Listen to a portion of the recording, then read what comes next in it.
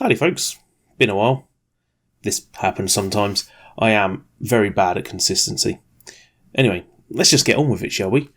This time on Ant's Bot Collection, I'm taking a look at Robots in Disguise 2015 Warrior class, Bisk. I got this from the Transformer community's top bloke, Brentosaur, a couple of months back, after having searched for him for quite a while. He's not impossible to get or anything, but for some reason Bisk was never released here in the UK, which means he's not so common with UK sellers as a result. This here is the Takara version though, with its extra paint and stuff. Now, as a character I know next to nothing about Bisk. Apparently he's a gamer, which means he's probably an insufferable prick or something. By the way, I have a gaming channel called Mellow Gaming. It's actually my main channel, just thought I'd mention it. Would be nice if you checked it out maybe. Where was I? Oh yeah, Bisk. With a lot of the figures I collect, I go for the characters I like primarily. It's why I have multiple Hot Rods and Starscreams and Cheetors. There's exceptions, cause who can't be won over by a cool design? But in general I have some sort of mental connection to a figure before I buy it. I never watched RiD 2015, and as that's the only show he's appeared on, I really have no point of reference for him. The appeal of this guy was purely because he was a car that turns into a lobster man. And lobsters are cool. Look at these big lobster claws, aren't they great? I quite like when Transformers don't have regular hands. He has two guns, but he doesn't hold onto them in his claws. They just sort of peg onto the tops of his hands, and you can just leave them there if you like. Can be fully transformed with them staying right there. His arms have this extra hinge for transformation, which can double as an alternate elbow bend if you like. In fact, I had him posed up like that for most of the day I got him before I realised that his real elbows were a little higher up. His face is just perfect. Pure lobster up here with these gangly eyes and the rubbery feelers hanging out.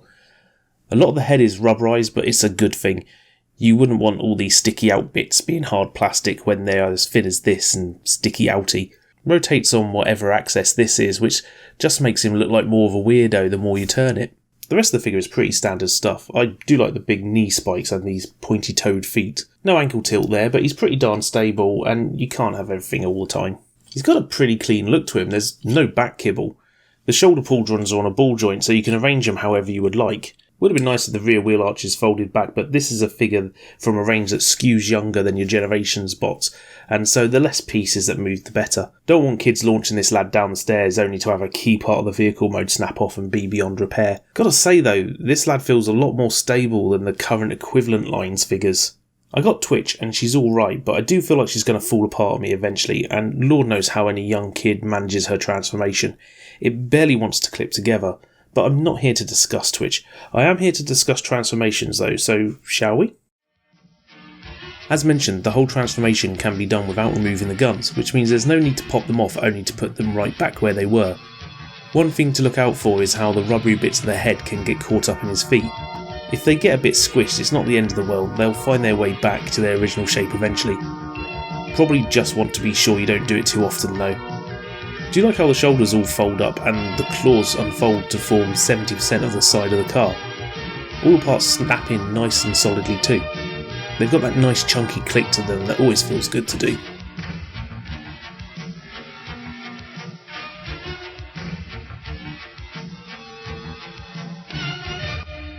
Car mode is a cool stylised sports car thing that'd probably look quite Batmobile-like if it was in black. Loads of nice sweeping back angles help make it look like it's always moving fast. I like seeing vehicle modes that aren't so desperate to look like real world cars. I know they're meant to be robots in disguise and stuff, but also they're cartoons, and why would you want realism in cartoon based stuff? I do love how the lobster claws form perfect wheel arches, and how the spiky knees become a big pointy double spoiler. Feels really solid too, held together so tightly.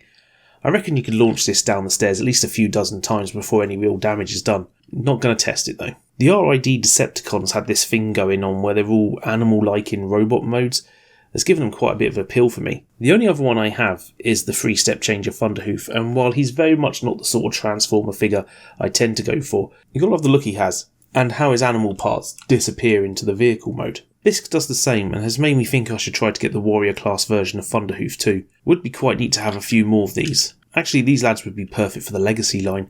a bunch of weirdo designs that never appeared anywhere else other than a handful of comic appearances. Let's get these cult faves out there more. Steeljaw would be nice to get to see another figure of, especially after his appearance in Last Spot Standing. The figure was also available in a blue repaint with a new head called Thermidor, which was actually released in the UK, and who I do not have. Pretty rad how one show spawned two lobster lads. I've got no experience with the other Bisk figures released for RiD15, but I get the impression that this is the one to get. Most of the others are 1 or 3 step changes and don't really nail the show accurate look. Although I guess if you're the show's target audience of 7 to 10 year olds, you probably won't care. Anyway, if you see a Bisk, grab him and give him a home. I really enjoyed this figure and he's basically everything I hoped he was. I wasn't into the collecting scene back when the show was on, and I only really came across Bisk when I started collecting again a few years ago. And the moment I saw him, I knew I needed one. So big thanks to Brentasaur for being my hookup. He also sent me a Buzzsaw, which is like my 5th wasp-based robot now. I should do a wasp special. Also, a few months ago he got me a Giaxus as a Crimbus present, and this guy is amazing, and I definitely do have to do a review of him at some point. God, the white balance. So cheers again, Brent. I just wanted to let you know that I appreciate the stuff you've done for me. Give him a follow on the Twitters. So, thank you all for watching. I'll try not to leave it over 6 months before the next review. Give me a follow on Twitter at WildWillsHat if you like. Catch you later, folks.